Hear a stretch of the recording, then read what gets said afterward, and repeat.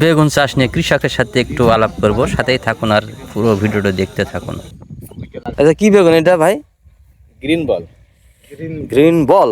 Green বল এর আগে কখনো কি চাষ করেছেন? না, এই পয়লা। এই পয়লা? এই জায়গা জালি কারণ আছে, প্রত্যেকটা গাছে জালি আছে। এই যে এই যে এই যে এই যে এই যে এই যে আচ্ছা, নতুন নতুন চাচা আমাদের এখানে কি নতুন জাতে? এটা নতুন জাত, এটা নতুন জাত। এই যে তোমার এই কোম্পানির নাম হলো মালিক সিড। মালিক সিড। মালিক সিট। মালিক সিড কোম্পানি, নতুন জাত। কেউ কেউ তো করেনি আমাদের এলাকায়। আমাদের এলাকায় দুইজন, এই শামিন আর হলো এই যে আবু তেহের, আচ্ছা, এরা দুইজন করেছে। তো দেখা মূলত যাক। বেগুনটা ভালো, তাই এই গাছে ভাইরাস লাগছে। এটা হচ্ছে কিসের কারণে? এটা কোম্পানি হয়তো ভালো বলতে, আর বীজ শোধন করা কেমন, হাইব্রিড কেমন তৈরি করা হয়তো জানি না। যাতে ওই আবুতের কাগজ পেড়ে করেছে, আচ্ছা। এই কাগজ পেড়ে যেন করার জন্য সবচেয়ে বেটার হয়েছে, একটু ভালো। ওই ভাইরাস কমও লেগেছে, গাছটা ধরনও ভালো, তাহলে ভালো না? ধরনও ভালো। ওই কাগজ পাড়লে মানে লেবারও কম লাগছে, প্লাস গাছগুলো সতেজ থাকছে। অনেক ফুল আছে। আমি এক গাছে বেগুন দেখেই দেখছেন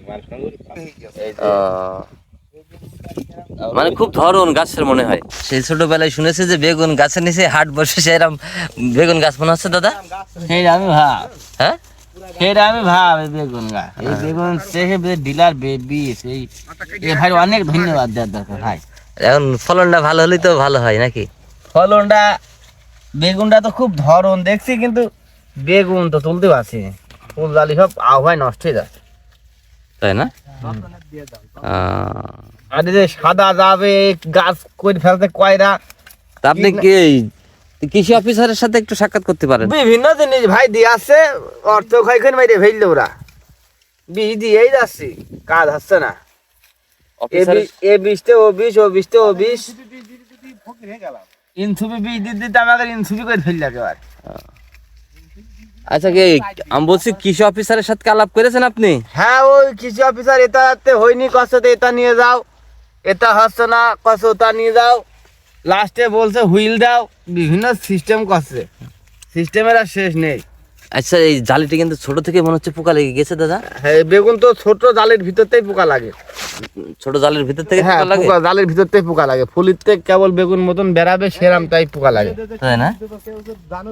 এখন এই সাদা জাব মারার কোনো উপায় পাচ্ছি না ভাই। যদি কোনো তথ্য মধ্যে পাতাম, হ্যাঁ আমাদের একটা উপকার হইতো। এই সাদা জাবের কারণে এই যে দেখছেন না, পাতা সব কয়রা হয়ে যাচ্ছে, হ্যাঁ হ্যাঁ হ্যাঁ। কয়রা হয়ে গেল তো বেগুন অবশ্যই কারো কোনো প্রতিকার পাচ্ছে না এই রোগে। পরামর্শ যদি থেকে থাকে তাহলে জানি অবশ্যই রতন ভাইয়ের জন্য একটু হেল্প হবে। আশা করছি সবাই ভিডিওটি একটু বেশি বেশি শেয়ার করে দেবেন। জি জি জি, আর কোনো প্রতিকার যদি থাকে অবশ্যই অবশ্যই আমাকে জানালে ভালো হয়। আমরা একটা কৃষক, আমরা মায়ের খেয়ে যাচ্ছি, বেগুন চাষটা খুব আশাবাদী ছিলাম। আচ্ছা আচ্ছা আচ্ছা আচ্ছা। এই মুহূর্তে তরকারির দাম, এই মুহূর্তে বেগুন তুলতে পারছি না, তাই মনের ভিতরে খুব খারাপ লাগছে। এখন তো এই যে দাম, এখন তো মনে করেন যে 3032 বেগুনের যে মন, এই বেগুনটা এখন হচ্ছে না। আচ্ছা আচ্ছা। তাতে খুব মন খারাপ। 50,000 টাকা ভূত খরচ করে বসে আছি, এই টাকা তুলবো কবে সেই চিন্তায় তো মাথা ঘুরে যাচ্ছে।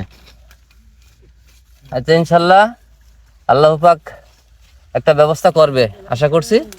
যারা অবশ্যই যদি কীটনাশক সম্পর্কে জেনে থাকেন তাহলে একটু কমেন্ট করবেন এবং জানাবেন। তাহলে ভাইজান ভালো থাকবেন আপনি। আলহামদুলিল্লাহ, আল্লাহ যেন আপনারও ভালো রাখে। ইনশাল্লাহ ইনশাল্লাহ। সবাই ভালো থাকবেন। আসসালামু আলাইকুম রহমতুল্লাহ ওয়া বারাকাতুহু।